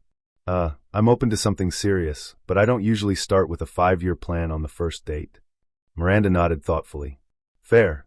Cole added. He deflected a little. I noticed, she said. I laughed. Are you two grading me? No, she said. Just observing. I turned to Cole. Why did you agree to this? He sipped his drink. I still care about her, and I want her to find someone who gets her, and doesn't ghost after 3 dates like Todd did. She winced. Todd was a mistake. I bit the inside of my cheek. The waiter brought our drinks and took our orders. Cole ordered the duck. Miranda got the scallops. I ordered the burger because I was rapidly losing touch with reality. The interrogation continued. Miranda, how do you handle conflict? Cole, follow up, do you shut down or lash out? Miranda, Do you believe in soulmates? Cole. Have you ever cheated? Miranda. How close are you to your mother? Cole. Do you believe in therapy or do you think it's for weak people? I looked between them. Is this a date or a panel interview? Cole grinned. A little of both. Somewhere around the appetizers, Miranda excused herself to the restroom. Cole leaned in. She's a lot, he said. But she's worth it. If you can't handle this, better to leave now. I stared at him. Do you want her back? He looked genuinely surprised. No, we're done. I just don't want to watch her end up with someone who doesn't get how she works. She brought you to a first date. She values honesty. She also values weird power dynamics, apparently. He shrugged. No shame in walking away. It felt like a dare. Miranda returned. Sat down. Smiled like nothing had happened. How's it going? She asked. I was about to answer when Cole said, We were just talking about your tendency to overcorrect when you feel insecure. Miranda didn't flinch. Well, he should know. I laughed. Loudly. This is completely insane. Is it? She asked. Or is it just uncomfortable because it's new? Both, I said. Mostly the first one. She looked disappointed. I thought you were more open-minded. To what? I said. To being emotionally flanked by your ex-boyfriend during a first date? She opened her mouth, then closed it. The check came. Cole paid. I always pay the first time, he said. It's tradition. I left cash for the tip. Mostly out of guilt, for the waiter and myself. Outside, the air was cool and still. Miranda turned to me. So? I stared at her. You're beautiful. You're smart. But this? This was a circus. She nodded. Most people can't handle it. Can you blame them? She didn't answer. Cole gave me a fist bump. You did better than Todd. I didn't return it. I went home. She texted me that night. Thank you for being open. I hope you find what you're looking for. I didn't reply, but I did delete the app. And any time someone says they're close with their ex, I ask how close. Then I ask again. We met on a Tuesday. That's not the start of something romantic. It's just a fact. Tuesdays are neutral. Nobody expects much from them. Which is why when Kyle asked if I wanted to grab coffee that evening, I said yes. We'd matched 2 days earlier on an app that billed itself as values-driven. Its whole thing was long profiles, personality quizzes, and an emphasis on meaningful connection. I was freshly out of a short, disappointing relationship, and I thought, why not try something different? Looking for something serious. I know who I am, and I know what I want. No games. That last part should have tipped me off from his profile. But I was tired. Tired of flakiness. Tired of ghosting. Tired of men who said they were looking for something real, and then disappeared after 2 dates and a compliment about my eyebrows. So I appreciated his clarity. At first. He messaged me the day we matched. Polite, direct. Asked about my work, my hobbies, what I was reading. He used punctuation. He didn't flirt aggressively. He didn't ask for selfies. He said things like, I value communication, and it's refreshing to meet someone who seems emotionally intelligent. We talked for 2 days, then he asked if I wanted to get coffee. He picked a place downtown, quiet, good lighting, lots of plants. I said sure. I got there first. He was exactly on time. He walked in wearing a navy sweater, jeans, and wire-rimmed glasses. Clean cut. Smelled faintly of some cologne I couldn't place. He smiled when he saw me, and I smiled back. We hugged, brief, polite, and sat down with our drinks. And at first, it was fine. He was articulate. Asked good questions. Told me he worked in IT for a healthcare company. Grew up in Twin Falls. Liked woodworking and jazz. Had one younger sister and a dog named Murphy. We talked about books, travel, whether or not brunch is a personality trait. I said it can be, he disagreed. And what makes a relationship last. Then he said, I actually brought something. I paused. Oh. He reached into his coat pocket and pulled out a folded piece of paper. Thick, slightly crumpled, like it had been in there a while. I know this might seem weird, he said, smiling a little nervously, but I believe in being upfront. He unfolded the paper and slid it across the table. At the top, in bold, underlined letters, it said, Expectations for a potential partner. Subtitle, Non-negotiables for long-term compatibility. I laughed. Lightly. Thought it was a joke. He didn't laugh. I looked up. You're serious? I asked. He nodded. I just think it saves time. I looked down. There were 27 bullet points. I'll spare you the full list, but here's a sampling. Must be willing to submit to male leadership in the household. No more than 2 past sexual partners, exceptions considered for exceptional circumstances. Must maintain a healthy weight. I define this as BMI under 25. Must be polite to wait staff, service workers, and my mother, non-negotiable. No strong opinions on politics unless they align with mine. Must be open to natural gender roles. Must be comfortable with me making the final decision in disagreements. Must not have dyed hair an unnatural color, see, blue, green, purple, etc. Must not have tattoos larger than a silver dollar. Must understand that emotional outbursts are not a communication strategy. I stared at the paper for what felt like a full minute. Then I looked at him. He was watching me carefully. Not smug. Not embarrassed. Just waiting. So, he said, what do you think? I blinked. What do I think? Yes. I folded the paper slowly. I think this is the weirdest thing anyone's ever handed me on a first date. He chuckled. Weird or efficient? I didn't answer. He leaned forward. Look, I've just been burned before. I'm not here to waste anybody's time. I know what I need in a partner, and I think it's fair to put that on the table. Like a job interview, I said. He smiled. Exactly. Relationships are serious business. I sipped my coffee. You know people aren't spreadsheets, right? He raised an eyebrow. I'm not expecting perfection. Just compatibility. I nodded. And you think compatibility means checking off a list of demands? They're not demands, he said. They're standards. Everyone has them. I'm just honest about mine. I looked at him. He looked proud. I set the paper down. So what happens if I dye my hair pink? I asked. Or gain 10 pounds. Or disagree with you about something important. He shrugged. We'd discuss it. But you'd make the final call. If it's a serious issue, yes. And if I cried during that conversation, I'd wait until you calmed down and could communicate rationally. I stared at him. You know women are people, right? Not HR issues. He frowned. I think you're overreacting. I stood up. He stayed seated. Where are you going? He asked. Home. So, is that a no? I looked down at the list one more time. Then I picked it up, folded it neatly, and slid it back across the table. You forgot to include, must enjoy being controlled. Then I walked out. He messaged me later that night. I guess you weren't ready for a real relationship with clarity and structure.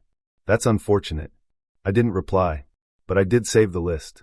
Because sometimes when my friends and I are drinking wine on a Friday night, we read it out loud and take turns guessing which bullet point was the biggest red flag. The current winner is no strong opinions unless they align with mine. Runner-up, must be willing to submit. I never saw Kyle again. Luckily. I should have known something was off when she showed up barefoot. Not flip-flops. Not sandals. Just bare feet on the hot concrete, walking casually across the parking lot of the coffee shop like it was the most normal thing in the world. She waved when she saw me. Big, wide swing of the arm, like she was greeting someone across a field. She had long dark curls, a flowing linen dress that looked handmade, and a necklace made of tiny bones. Not fake bones. Real ones. Tiny vertebrae, I think. Rafe, she called. You're real. That was her first sentence to me. We'd met online, of course. An app for creative types, supposedly curated for artists, poets, and people who list astrology as both a hobby and a belief system. Her profile had drawn me in because it was so chaotic. No punctuation. Random capitalization. A list of things she adores, including moonlight, wolves, unfiltered honesty, and the rawness of unedited thought. Her photos were equally uncurated. Blurry selfies, a picture of her hand covered in paint, and one of her lying in a field with her mouth open like she was trying to taste the wind. I hesitated before swiping right, but I was bored and curious. And she messaged me first. She was funny, in a roundabout, slightly manic way. Every sentence felt like it had been lifted from a dream journal and translated from another language. But she seemed friendly. Alive. We messaged for a week before she suggested meeting in person. Let's get coffee, she wrote. But not somewhere soulless. I want beans that have seen things. We settled on an independent cafe in Santa Fe, all adobe walls and Art Deco chairs. I arrived 5 minutes early. She arrived barefoot. We sat at a small table under a skylight. She crossed her legs under her like a child and stared at me with unblinking intensity. Your eyes are different than I imagined, she said. Better or worse? She tilted her head. More animal. That's not a bad thing. I smiled politely. Thanks. I think. She ordered a yerba mate with cayenne and honey. I got an iced Americano. The barista gave us both a look like he was silently pleading with me to be careful. Things started off manageable. She told me she was a painter. Lived in a yurt just outside town. Had no phone service but plenty of signal from the sky. I asked about her artwork, and she said she only painted with her fingers now, ever since the paintbrush betrayal. I didn't ask. She said she used to teach art therapy but stopped because people kept trying to cry their way out of healing. I nodded slowly. That sounds intense. Everything worth doing is. We talked about music. She liked throat singing in 1970s French disco. She hated earbuds, said they broke the connection between sound and soul. I asked what she did for fun. Sometimes I scream into the canyon and see what echoes back. I laughed, thinking she was joking. She wasn't. Then came the eyes. She started staring. Not like casual eye contact, but a full, unblinking, dead-on gaze like she was trying to hypnotize me. Your energy is loud, she said. Good loud or bad loud? She leaned forward and whispered, hungry. I sat back. She smiled. Don't worry. I like that. I sipped my drink and tried to steer the conversation back to something safe. So what kind of movies do you like? I don't watch movies. I live them. I nodded. Right. She reached into her bag and pulled out a small jar. This is goat's blood, she said. I froze. She unscrewed the lid and held it up to her nose. From a ritual I did last week. Not fresh, but the memory's still strong. I stared. Why do you? Don't worry, she said. It's not for you. She set the jar on the table. The barista saw it and immediately turned away, pretending to wipe down the espresso machine with great urgency. I cleared my throat.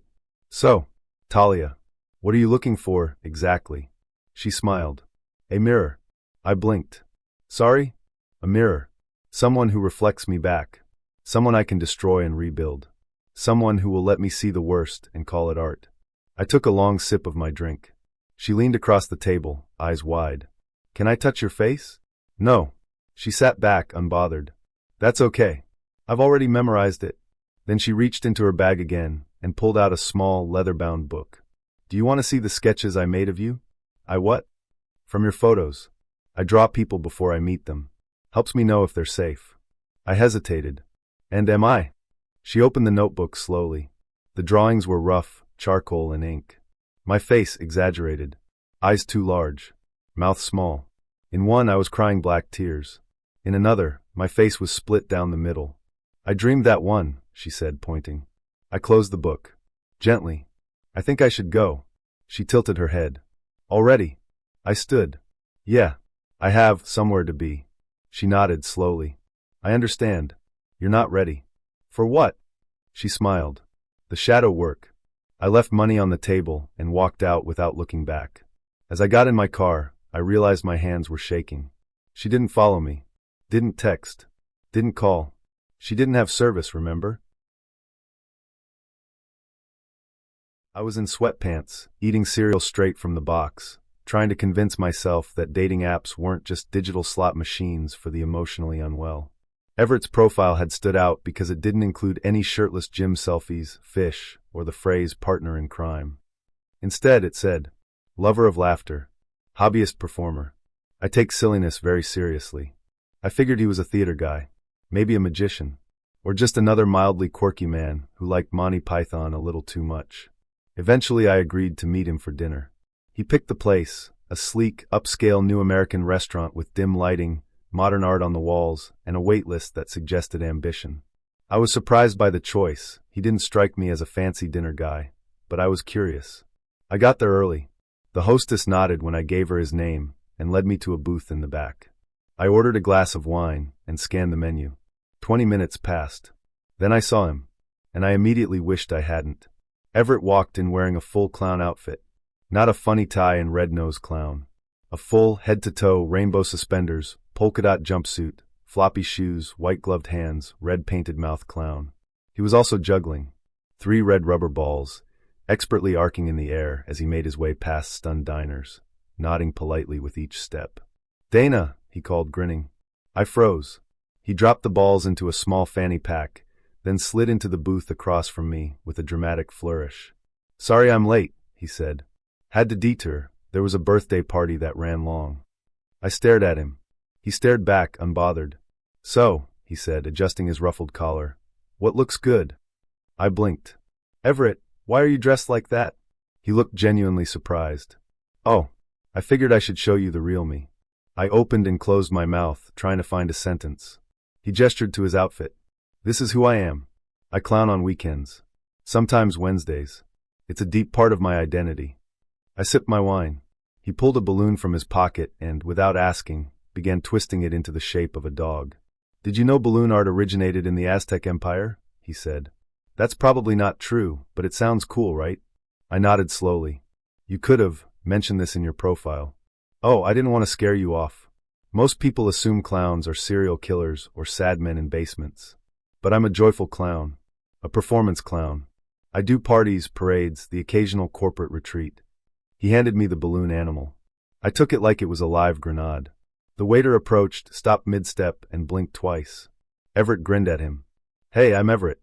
I'll be dining with this lovely lady, and no, I'm not a hallucination." The waiter nodded slowly. "Can I get you something to drink?" "I'll have a Shirley Temple with extra cherries," Everett said. "And do you have soup?" "I like soup."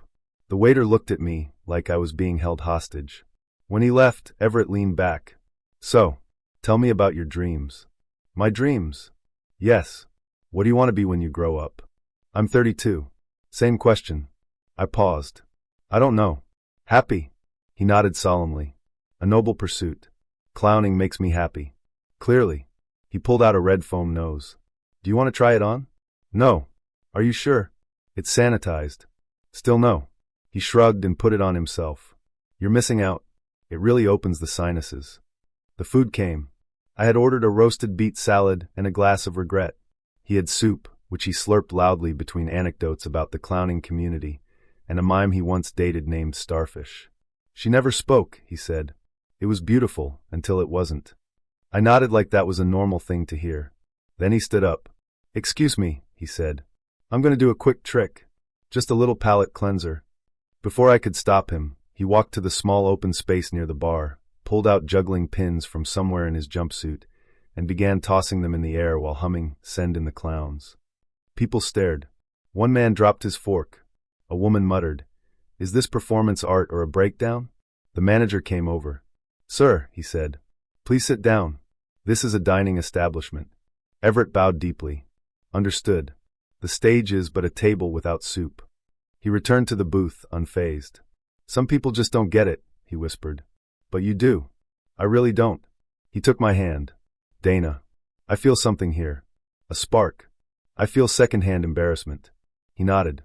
"Same thing, really. Just on a different frequency." I stood up. He looked hurt. "Already? I think I've had enough. Whimsy for one night." He reached into his coat pocket. I took a step back. "It's just a card," he said, carefully pulling out a business card. I took it. It read, "Everett Griggs, Joy Technician. Licensed Clown. Soul Mender. Paradox Enthusiast." I put it down. He smiled. "Maybe we'll meet again. In another tent. Under another moon." I left. Outside, the air was still and cool. I stood on the sidewalk for a moment, trying to absorb what had just happened. Then I heard him inside, saying to the waiter, "She's just shy. Most people are. Until the pie." He texted me the next day. "I had a wonderful time. You're radiant. If you ever want to learn how to make balloon swords, I'm your man."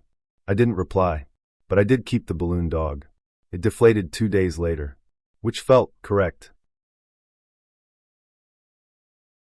We matched on Hinge. I remember because his first message wasn't "Hey," or "You have a killer smile," or "Do you want to make out and then maybe talk after?" It was this: "If you had to say one inappropriate word out loud in a grocery store, just yell it, no context, what would it be?" I laughed. It was weird, but not creepy, just bold in a way that made me raise my eyebrows and reply. "Probably moist. It's not even a swear, but it makes people flinch." He wrote back, "Classic. Disgusting. Respect." That's how it started. Jeremy wasn't like the guys I usually matched with. He didn't have photos of himself climbing anything. Nothing about craft beer or crypto. His pictures were mostly candid. One of him laughing in a kitchen, one sitting on a bench with a dog that wasn't his, and one blurry shot of what looked like a county fair. His prompts were all a little off-kilter. My biggest fear, accidentally marrying a ghost. Let's make sure we survive this app and tell the tale. A shower thought I recently had. If I sneeze and trip at the same time, do I still get a soul? I liked his brain. We messaged for a few days. He was quick-witted, self-deprecating, and asked real questions, stuff like, what do you do when you feel restless? And, do you think people are more themselves in silence or in conversation? I said both. He said that's a good answer, and then sent me a video of ducks running downhill with the caption, me chasing stability. We made plans to meet for lunch at a cafe in Denver that had plants hanging from the ceiling and a menu full of things like zucchini ribbons and activated toast. I got there a few minutes early. He showed up not long after, and the first thing he said was, "Hi, sorry I'm late. Do you like saying naughty words in public?" Then he blinked hard. Twice. His mouth twitched. I laughed awkwardly. Depends on the context? He smiled. Cool. I'm glad. I have Tourette's. It's not a dare. That was a tic. I paused. Oh, got it. Sorry. I thought you were joking. Most people do, he said, sliding into the booth. Then they feel weird. Don't. I'm used to it. I nodded, trying to recalibrate. The server came over. Jeremy ordered a coffee and stared at the table while she spoke. When she walked away, he said, I'm not ignoring you. Sometimes eye contact makes the tics worse. No worries, I said, even though I was still trying to catch up. He took a deep breath. I'm not going to pretend it's not part of the date. It is. It's like a third, very unpredictable person sitting at the table with us. Sometimes it says things. Sometimes it barks. I blinked. Literally? He barked once, sharp and quick. Then smiled. Yeah, like that. I nodded. Okay. Thanks for being up front. He shrugged. I have to be. Otherwise, people think I'm possessed or just super edgy. We ordered food. I got a lentil bowl. He got pancakes and eggs and a side of something called maple carrot hash that we both agreed sounded like a drug or a euphemism. Conversation found its rhythm. He told me he worked as a content editor for a travel site, lived alone, had a sister in Oregon. He collected novelty mugs and once got kicked out of a silent meditation retreat for sneezing too loud and saying boobs during the final chant. I laughed. That sounds like a tic. It was, he said, but also my brain knew what it was doing. I told him about my job in nonprofit marketing, my inability to say no to discount candles, and the time I accidentally texted, I love you, to my dentist. He laughed so hard he coughed. Then, without warning, he shouted, But! The table behind us turned. A woman 2 booths over nearly dropped her fork. Jeremy didn't flinch. He looked at me. So, that just happened. I nodded. I noticed. Still here? Still here. He smiled. Cool. We finished eating and walked outside. The weather had turned, colder than it looked. I offered him one of my gloves, and he took it without hesitation. We walked a few blocks, past bookstores and vintage shops, and a man playing the accordion with alarming intensity. Then he said, I'm glad you didn't bolt. Some people do. I looked at him. Because of the tics? Because of what they think the tics mean. Like I'm broken or unsafe. Or not worth the effort. I don't think that. He paused. You sure? I nodded. You're still you. The rest is just background noise. He looked at me then. Really looked. That might be the nicest thing anyone said to me on a date. I smiled. You need better dates. He laughed. We stood at the corner, awkward but comfortable. He looked like he wanted to say something else, but then he blinked rapidly, clapped once, and muttered, Don't eat the squirrels. I blinked. He sighed. Sorry. That one's new. I bit back a smile. It's memorable. He grinned. If that's the worst thing I say on this date, I'll consider it a win. We hugged goodbye. It was warm and real. He texted me that night. Thanks for not running. Would love to see you again if you're up for more squirrels and swears. I replied, only if I can pick the next inappropriate grocery store word. He said, Deal. I hope it's moist. We went out again. And again. And I stopped noticing the tics. Not because they went away, but because they weren't the most important part of the room anymore. He was. Retro diners are my weakness. I don't mean the buzzy, Instagrammable kind with neon signs and milkshakes the size of your head. I mean the real ones, Chrome booths, cracked red vinyl, coffee that tastes like it's been sitting since the Nixon administration. The kind of place where the jukebox never works, but the staff remembers your order after the second visit. So when Brandon suggested we meet at Peggy Sue's 66 Diner, just off the highway in Flagstaff, I was in. The name was a little on the nose, but the photos showed checkered floors and a giant Elvis cutout, and I figured, worst case, I get a good grilled cheese. We'd matched 2 weeks earlier. We messaged lightly for about a week, and then exchanged numbers. He called me once, an actual phone call, which was rare and, honestly, kind of charming. He laughed easily, asked thoughtful questions, and didn't talk over me once. So when he asked if I wanted to meet in person, I said yes without hesitation. I arrived at the diner 10 minutes early. A habit. I like to have time to get my bearings, choose my seat, and mentally prepare for the performance that is a first date. The inside was exactly what I'd hoped for. Black and white tiles, a long counter with spinning stools, and a waitress who looked like she'd been working there since it opened. The place smelled like syrup and old coffee. I chose a booth by the window and ordered a water while I waited. Brandon walked in right on time. Tall, clean-shaven, wore jeans and a flannel like it was a uniform. His smile reached his eyes, and he greeted me with a handshake, firm but not aggressive. "Maris, right?" he said. "You look just like your pictures." "You too," I said, and it was true. He looked like the kind of guy who built things with his hands and didn't know what an air fryer was. We sat. The waitress came over and called him Han, which I took as a good sign. We both ordered breakfast for dinner. He got chicken fried steak with eggs. I ordered waffles and a side of hash browns. The conversation started easy. Work, family, how weird it is to date as an adult. He told me he worked in HVAC repair, had 2 brothers, and once broke his arm falling out of a tree at 14 while trying to impress a girl. I told him about my job managing social media for a nonprofit and how I once accidentally live-streamed myself singing along to a Taylor Swift song for 8 full minutes before realizing my mic was on. We laughed.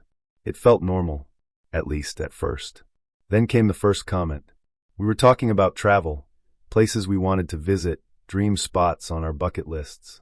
I mentioned I'd always wanted to go to Morocco. He raised an eyebrow. "You mean that place where everyone tries to scam you, and the women are all covered up like it's the 1500s? I blinked. "I think that's a bit of a generalization." He shrugged. "Just being honest.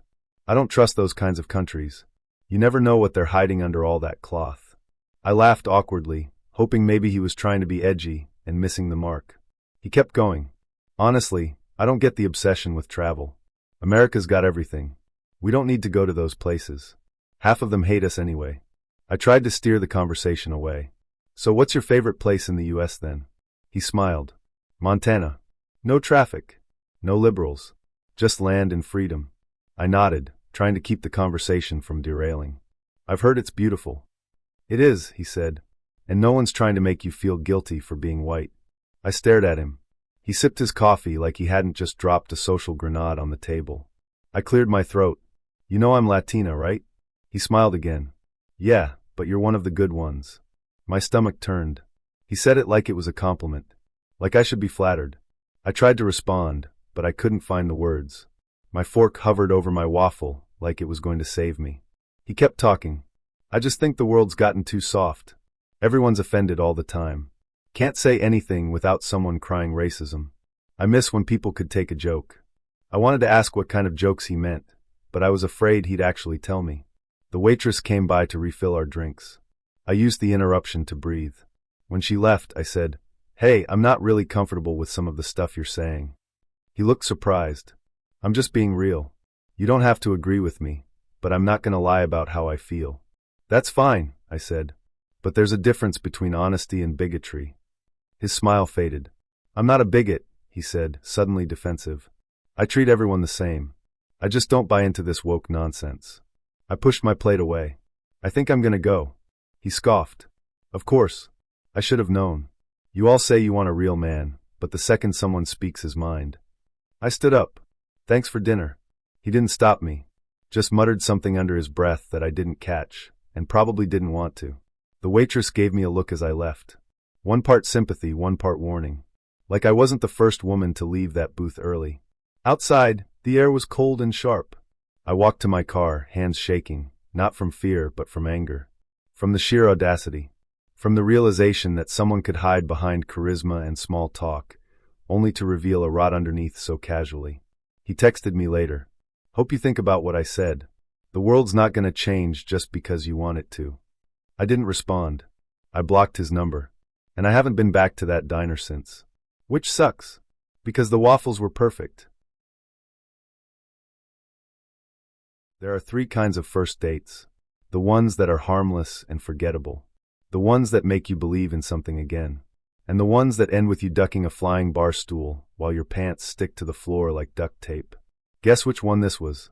Cami and I matched on a dating app that prides itself on algorithmic chemistry. I don't know how it works, but it had us pegged. We both listed dive bars and messy sandwiches as shared interests. She had wild red hair, a gap-toothed smile, and a bio that read, "Looking for someone who can hold their liquor, their own in a debate, and maybe my hand if things go well." I was in. She suggested we go out for drinks at this bar called the Copper Claw. I'd never been.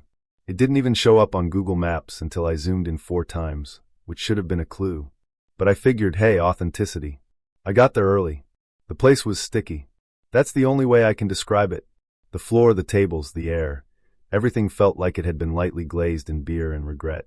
It was one of those places where the jukebox is broken, the pool table leans slightly to the left, and the bartender has a mustache that tells stories. Cami showed up 10 minutes late, but with a grin so unapologetic it was hard to be annoyed. She wore black jeans, a vintage Prince t-shirt that clung in exactly the right way, and hoop earrings that caught the light every time she tossed her head. "Sorry," she said, sliding into the booth. "I had a wardrobe malfunction. My bra strap snapped, so I MacGyvered it with a hair tie. Don't judge me if I start readjusting every 5 minutes." I laughed. "Sounds like you came prepared." "I always do," she said. "Except when I don't, which is most of the time." We ordered drinks, whiskey for her, a local IPA for me, and settled in. And at first, it was perfect. She was funny in that slightly unhinged way that makes you want to lean closer just to hear what she'll say next. We talked about music, bad tattoos, and the worst jobs we'd ever had. She once worked at a haunted house where she had to hide in a coffin and pop out screaming every 4 minutes. I told her about the time I got fired from a sandwich shop for giving a free hoagie to a kid who cried because someone stole his bike. "I'd sleep with you for that," she said, then immediately laughed. "Kidding. Kind of." I blushed because I'm not as cool as I pretend to be. She reached for her drink, missed slightly, and knocked it over. Whiskey spilled across the table and into my lap. "Oh my God," she said wide-eyed. "Did I just baptize your crotch?" I stood up fast, trying to shake off the cold liquid. The dampness spread down my thigh. "Yep," I said. "You definitely did." She grabbed napkins and started blotting my pants with zero hesitation. "I'm so sorry, here let me." "Cami, it's okay."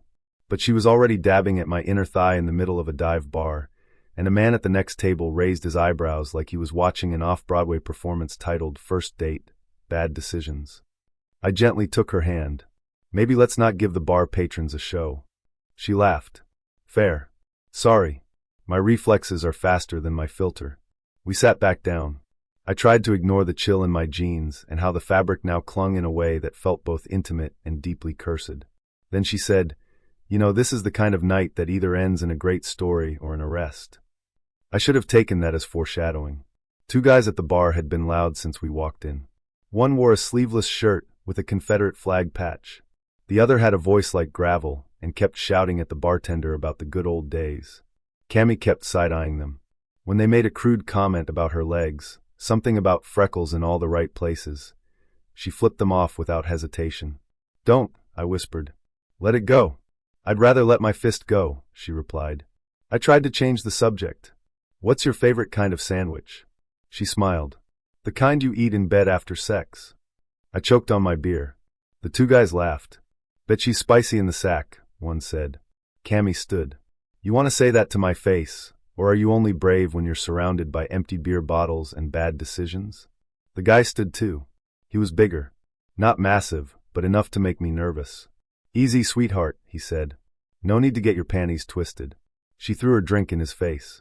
I don't know if she meant to. I don't know if it was instinct or impulse or muscle memory from her haunted house days. But she did. And that's when it happened. He lunged. I stepped between them, hands up, trying to de-escalate. The bartender shouted something. People stood up. A glass shattered somewhere. Then someone, maybe the second guy, tried to grab Cammy's arm. And she punched him. Square in the jaw. He stumbled back, tripped on a stool, and crashed into a table, knocking over a pitcher of beer and a basket of fries. It was chaos. The bartender vaulted over the counter like he'd trained for this exact moment. "Out!" he yelled, pointing at us. "Both of you. Out now." We didn't argue. Cammy grabbed my hand, and we ran, literally ran, out into the night, laughing like lunatics. We didn't stop until we rounded a corner and ducked into an alley behind a florist shop. We stood there panting, my pants still damp, her knuckles red. "I can't believe you punched someone," I said. "I can't believe you tried to mediate," she replied. "You're such a Virgo." I laughed. She stepped closer, breath warm, eyes wild. "You want to come back to my place and make a sandwich?" she asked. I hesitated. Then I nodded. We kissed in that alley, sticky floor memory and all, and it tasted like adrenaline, whiskey, and something I couldn't name. We didn't sleep together that night. She fell asleep on the couch halfway through making grilled cheese. I slept in the chair. In the morning, she handed me a mug of coffee and said, "I don't do quiet. You okay with that?" I wasn't sure, but I said yes. There are bad dates, and then there are dates where you get punched in the face by a man who shares DNA with the person you were trying to impress. Let me back up. Brielle and I had been messaging for about 2 weeks. We met on a dating app that leaned more wholesome. Lots of sunset photos, dog pics, and bios filled with hopeful cliches like looking for my last first kiss. I should have paid more attention to that last part. She was pretty in that soft, vintage way, cardigans, long skirts, and a fondness for floral patterns. Her messages were gentle, polite, and sprinkled with poetry quotes I had to Google. She seemed sincere, grounded. A little guarded, maybe, but I found that comforting. Like she wasn't trying to be anyone but herself. We agreed to meet for dinner at a restaurant in Provo. Nothing fancy, just a cozy Italian place with checkered tablecloths and a menu that hadn't changed since 1994. I arrived early, because I always do. I like to get the awkward out of the way in private. She arrived 5 minutes later, smiling, cheeks pink from the cold. "Jaden," she asked, voice light. "That's me," I said, standing. "Nice to finally meet you." We hugged, brief, polite, and sat across from each other. The first few minutes were golden. She asked about my job. I'm a graphic designer at a small ad agency, and seemed genuinely interested. I asked about hers. She worked at a local bookstore and taught piano lessons on the side. We talked about our favorite authors, the best and worst kinds of tea, and the weirdest things we'd ever found in old books. She once found a pressed insect. I once found a breakup letter written on a napkin. We ordered food. I got the lasagna. She got a small salad and a plate of sautéed mushrooms. She laughed when I teased her for eating like a fairy woodland creature, and I liked the way she didn't flinch when I made dumb jokes. Then she said, "So, I told my dad I was meeting someone tonight." I blinked. "Oh yeah," she nodded. "He's very protective." I smiled. "That's sweet." She didn't smile back. "I mean very protective." I laughed nervously. "Cool. Does he like to interrogate dates with a spotlight, or?" She stirred her tea. "He's just old-fashioned." I didn't know what to say to that, so I changed the subject. "So what kind of music do you?" That's when the bell above the restaurant door rang. I looked up. A man walked in. Early 60s. Tall. Broad shoulders. Wearing a long black coat and a serious frown. He scanned the room like he was looking for someone specific. Brielle froze. "Oh no," she whispered. "He actually came. Is that your—" "Don't make eye contact," she said. It was too late. He was already walking toward us.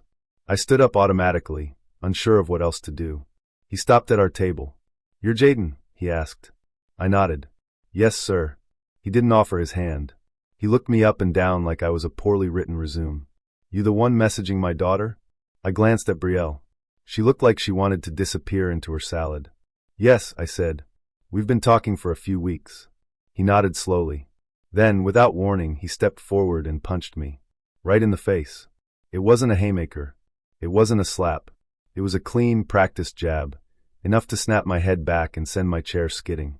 People gasped. A fork clattered to the floor. The waitress screamed. I staggered to my feet, holding my cheek. "What the hell?" He stood there, calm as a monk. "That's for thinking you could waltz into my daughter's life without speaking to me first." "Dad." Brielle shouted, standing now too. What is wrong with you? He ignored her. You think you can just text some girl, take her out to dinner, and not be accountable to anyone? I blinked through the pain, stunned. I'm sorry, is this the 1800s? You're lucky I didn't bring the shotgun, he muttered. Someone in the back shouted, call the cops. I held up my hands. Okay, look. This is insane. I didn't do anything wrong. I asked your daughter out for dinner. That's it. He stepped closer. And what happens after dinner?